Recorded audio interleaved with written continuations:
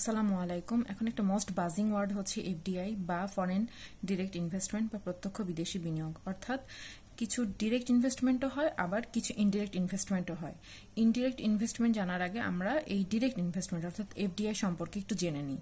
তো foreign direct investment হচ্ছে যে একটা দেশের ব্যবসায়িক প্রতিষ্ঠান বা সরকার যদি অন্য একটা দেশে বিনিয়োগ করে থাকে, সেটা হতে পারে উৎপাদন ক্ষেত্রে বা অবকাঠামো খাতে বা সেবা খাতে, যে সেটা যদি অন্য দেশ থেকে আরেকটা দেশে আসে, সেই বিনিয়োগটাই হচ্ছে আমাদের এফডিআই বা ফরেন ডিরেক্ট ইনভেস্টমেন্ট। এখন এটা কি ভাবে হতে পারে সেটা আমি এখানে লিখছি, যে গ্রিন ফিল্ড হতে পারে, ব্রাউন ফিল্ড হতে পারে। এম অ্যান্ড এ বলতে বোঝায় মার্জার্স অ্যান্ড অ্যাকুইজিশনস, অর্থাৎ একত্রীকরণ ও অধিগ্রহণ। প্রথমেই আমরা যেটা লিখছি সেটা হচ্ছে গ্রিন ফিল্ড। গ্রিন ফিল্ডটা কি? গ্রিন ফিল্ড বিনিয়োগে যে বিনিয়োগ করবে সে সরাসরি এসে কোন একটা অবকাঠামো খাতে বিনিয়োগ করলো, বা হচ্ছে কোনো একটা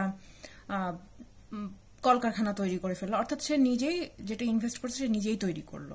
আর ব্রাউন ফিল্ড ইনভেস্টমেন্ট সেটা হচ্ছে যে আমাদের দেশে এসে বিনিয়োগ করলো, আমাদের দেশের কোনো একটা প্রতিষ্ঠান সে কিনে নিয়ে তারপরে সে সেটা ওভাবেই কন্টিনিউ করতে থাকলো।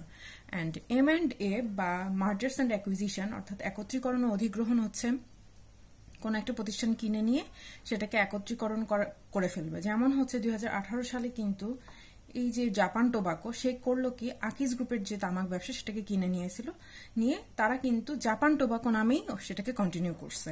অর্থাৎ আকিজ গ্রুপের যে তামাক ব্যবসা সেটাকে কিন্তু ওরা ওদের মধ্যে মার্জ করে নিছে।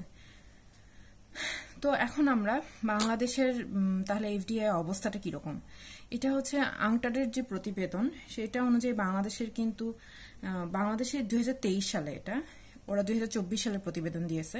তো বাংলাদেশে কিন্তু কমেছে যে এফডিআই সেটা হচ্ছে 14%, আর পুরা বিশ্বের যে এফডিআই সেটা কমছে হচ্ছে 2%। তো এই যে এফডিআই যে কমে যাচ্ছে, এটার পেছনে কারণটা কি? কারণসমূহের মধ্যে যদি প্রথমেই বলি, সেটা আসবে আমাদের যে আমলাতান্ত্রিক জটিলতা বা লাল ফিতার দৌরাত্ম্যটা খুবই বেশি, এই জন্য। এরপরে এছাড়া আছে উচ্চ কর হার, দুর্নীতি, তারপরে দেখা যাচ্ছে যে অবকাঠামোগত দুর্বলতা আছে। আমি যেখানে ইনভেস্ট করব, কিন্তু এখানে যদি রাজনৈতিক অস্থিতিশীলতা থাকে, তাহলে তো আমার যে লাভ সেটা পাবো কিনা সেই ব্যাপারেও কিন্তু যারা ইনভেস্টর তারা কিন্তু শিওর না। তারপর বিদ্যুৎ ও গ্যাসের সংকট, এই কারণগুলোর কারণে দেখা যাচ্ছে যে আমাদের দেশে এফডিআই খুবই কম। এর পরবর্তীতে আমি প্রথমেই বলছিলাম যে ডিরেক্ট ইনভেস্টমেন্টটা হচ্ছে এফডিআই, আর যেটা হচ্ছে ইনডিরেক্ট ইনভেস্টমেন্ট সেটা হচ্ছে এফপিআই। এফপিআইটা তাহলে কি?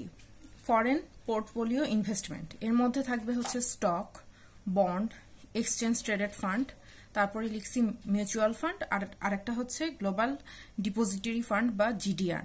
অর্থাৎ সিকিউরিটিজের ক্ষেত্রে বা অন্যান্য আর্থিক সম্পদ ক্রয় করলে সেটাকে বলতেছে হচ্ছে এফপিআই। এখন এফপিআই আর এফডিআই এর মধ্যে তাহলে ডিফারেন্সটা কোথায়? এফডিআই কিন্তু যে ইনভেস্ট করতেছে সে কিন্তু যে জিনিসটা কিনলো, যে কোম্পানিটা কিনলো, সে কিন্তু ওটার পরিচালনায় একদম সে নিজেই থাকতেছে, অর্থাৎ সক্রিয় ভূমিকা পালন করছে। কিন্তু এফডিআই ডিরেক্ট সে পরিচালনা করতেছে, কিন্তু এফপিআই যখন আসলো তার কিন্তু কোম্পানির উপর কোনো নিয়ন্ত্রণ থাকতেছে না। অর্থাৎ তার এখানে নিজস্ব কোনো ইয়ে নেই। সে যেটা স্টকটা কিনছে, যেটা শেয়ারটা কিনছে, সে সেটাকে কিন্তু সরাসরি চালাতে পারতেছে না, জাস্ট শেয়ারটা ওখানে আছে। এইটা কিন্তু দেখা যাচ্ছে যে সে খুব দ্রুত লাভ অর্জন করতে পারবে এফপিআই এর ক্ষেত্রে, ফরেন পোর্টফোলিও ইনভেস্টমেন্ট যেটা। আর এটা এফডিআই এর ক্ষেত্রে কিন্তু উৎপাদন, ব্যবসা সম্প্রসারণ, এগুলোর অনেক কিছুর উপর ডিপেন্ড করতেছে। অর্থাৎ দ্রুত লাভ অর্জন কিন্তু এফডিআই হবে না, কিন্তু এফপিআই দ্রুত লাভ পাওয়া যায়। আর এখানে তো বললামই যে কি ধরনের ইনভেস্ট হচ্ছে এখানে, stock, bond, exchange traded fund, GDR, আর হচ্ছে মিউচুয়াল ফান্ড দিয়ে। আর এফডিআই ইনভেস্টমেন্টটা কিরকম? কলকারখানা স্থাপন করলো, বা জমি কিনলো, বা যৌথ উদ্যোগে কোনো একটা ব্যবসার উদ্যোগ নিল, সেগুলো হচ্ছে এফডিআই এর মধ্যে। আর এই এফডিআইটা কিন্তু অনেক দীর্ঘমেয়াদী একটা ব্যাপার এবং এটা স্থায়ী একটা ব্যাপার, কিন্তু এফপিআই কিন্তু স্বল্প মেয়াদী এবং এটা সহজেই কিন্তু আমি যে ইনভেস্টটা করছি সেটা তুলে নিতে পারবো। আবার এখানে বাজার ওঠানামা করলেও এটার উপর দ্রুত প্রভাব পড়বে এফপিআই এর ক্ষেত্রে, কিন্তু এফডিআই কিন্তু তুলনামূলক কম ওঠানামা করে। এই হচ্ছে এফপিআই আর এফডিআই এর মধ্যে ডিফারেন্স।